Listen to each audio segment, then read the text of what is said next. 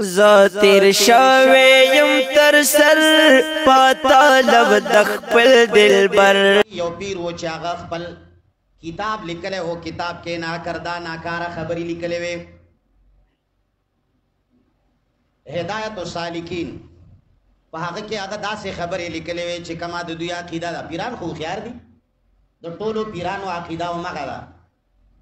هر پیر عقیده د وحدت الوجود ده اوتار والا عقیده لکه څنګه د فرعون د قوم عقیده وا چې الله را کوز شوی دی فرعون کې ننوتی دی یا به وی چې الله را کوز شوی دی مر کې ننوتی دی حلول یې کړی دی پکې یا الله چې دی بعضې بزرګانو کې دننه وي وما فی جبتي الا الله ځکه وی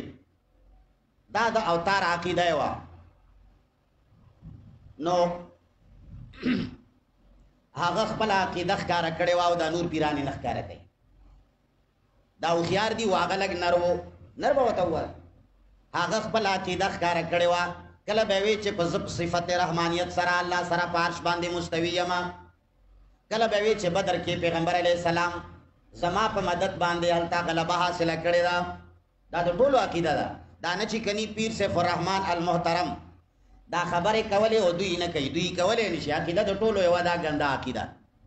دارو پسې یو منکر پیدا شو عثمان نامي عدل تیا کتوت کی اول مولا پیدا شو هغه د ځان نه حضرت مبارک صاحب رحمت الله علیه پسې داغه د اصل کتاب په نوم باندې کتاب چاپ کا هدایت السالکین کې سبب خبرې نشته او نه پکې وی هدایت السالکین د سالکانو یو هدایت نامه ده دا یو بهترین د علم ذخیره ده یو عظیم د علم سرمایه ده دا مبارک صاحب رحمت الله علیه په امر داغه خلیفہ مطلق شیخ الحدیث زم شیخ امین الله صاحب دامت برکاته مغیلی کلی د علم ذخیره ده اصل هدایت السالکین چې تاسو وګورئ په هغې کې دا خبرې نشته کوم چې دا منکرین کوي او کوم چې بعضې منامات دي نو هغه منامات صحیح محامل لري اوس یو سړی د خوب په تعبیر کې واقف نی وارد نی او دیم را پاسې بیا وایي چې یاره د باډۍ حضرت صاحب دغه کتاب دی هدایت السالکین او په هغې کې دا خوب لیکلی دی وګوره دا څومره خطرناک خوب دی هغه د یو څو مناماتو صالحو په بنا چې خوب یو غیر اختیاري امر دی په هغې د دومره لوی ولی الله د شان نه انکار مه کوه د هغه تکفیر ته مه جوړېږه یعنې ورنسته دا بعضې کسان چې د اعتراضونه کوي نو موږ اکثر د هغه چا د خولونه اورو چې هغې خپل انتصاب دیوبند ته کوي نو موږ به بیا دې ته د دیوبند د کتابونو خوبونه مخې ته کېږدو چې هم بیا دې سره به څه کوئ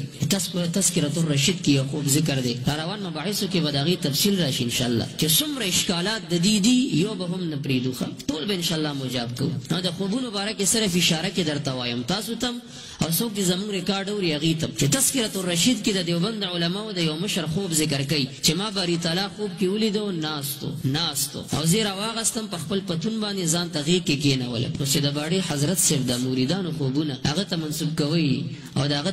تکفیر پې کوئ ای دیوبندي علماو انصاف وکړئ د دې خوب باره کې څه وایي اوس به ده باندې څه فتوا لګوئ زه به د مفتي فرید صاحب تجلیات فریدیه پیش کړم دا زما په لاس کې اوس هم ما سره موجود دی چې په هغې کې یو خوب ذکر کوي د مفتي فرید صاحب چې دلته حقانیې ته نبي اکرم صلی الله علیه وسلم راغو او یو طالب ورمنډه کړو نبي اکرم صلی الله علیه وسلم ته دې خوب کې اوږو باندې ورسور شو اوس دې ته څه وایي ادب ورته وایي که بېادبي ورته وایي خو مونږ انصاف دی مونږ د چا په خوبونو باندې د چا بېادبیانې نه کوو خوب یو غیر اختیاري امر دی څه ښه تعبیر او تاویل به ولري دقه بې انصافه مولیان چې د یو مورید خوب باندې د پیر صاحب ګریوان ته لاس ورچي هغه پې د اسلام نه خارجوي دا اوس انصاف دی به هر حال نو دا بعضې کتابونه لکه هدایت السالکین دا مونږ پسې یا کتوت مولا تاورو مولا بعضې شذور نظور افراطیانو تفریطیانو چې د بعضې تعلق د بریل سره او د بعضې تعلق د دیوبند سره هغې د ځان نه مونږ پسې ولیکل مبارک صاحب ته منسوب کړه مبارک صاحب د هغې نه بري و چې ولیکل له خدایه دعوې کړې ده چې ولیکل د نبوت دعوې کړې ده چې ولیکل چې د فلاني ولي نه انکار کړی دی او چې ولیکل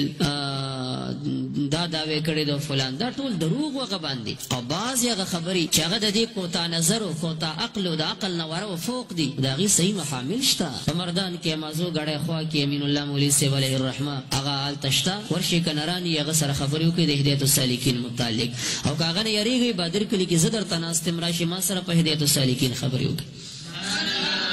تاسې به یو خوب پیش کوئ زه به ستاسو د دیوبند او د پنجپیر او د وهابیت د کتابونو لس خوبونه درته مخې ته کېږدم بیا به جواب راته وکړي نران به شي داسې ګپ دی چې بس اخندزاده صاحب دا لیکلي دي باډۍ پیر صاحب دا لیکلي هغه د غلبیل او د کوزي هغه نخره او د هغه کیسه ده نو وی غلبیل یو ځل د کوزي خوا کې پروت و په خندا شو او دا تشې ونیولو بس خټه خټه کوزه ورته راته وشوه چې خدای دې غرقه پوی خو مې که کیسه څه ده دومره ولې خاند نو خندا کې ورته وایي بې تا کې دوه سوړي دي وګوره دوه سوړي دي درکړي نو کوزې ورته ویل چې څه در سره وکړم چې اوچته شم او درته راخلاصه شم د املاک شرمېدلي نو ځان دې م کتلی دی چې په سوړو باندې په شرمونو شرمېدلی روغ ځای در کې نشته او ته م راپاسې ما ته وایې چې تا کې دوه سوړي دي نو په دې بعضې باندې دغه نخره شوي ښه باډۍ حضرت صاحب دا دعوه کړې او دا دعوه کړې نو دا خپل دې کتلي چې اشرف علي صاحب تانوي صاحب حکیم ګل احمد صاحب ته یو شخص راغو او ورته وایي چې ذکر مې کول او ذکر کې مې ویل چې لا اله الا الله لا اله الا الله او اراده مې دا وه چې ووایه محمد رسول الله او د خولې نه مې ووتل چې اشرف علي رسول الله نو هغې په ملا باندې ټپۍ وي دا ستا د پیر د وراثت دلیل اوس به دې سره څه کوې اوس چې هغه ښکاره الفاظ دي چې لا اله الا الله و اشرف علي رسول الله هغې باندې سترګې پټوه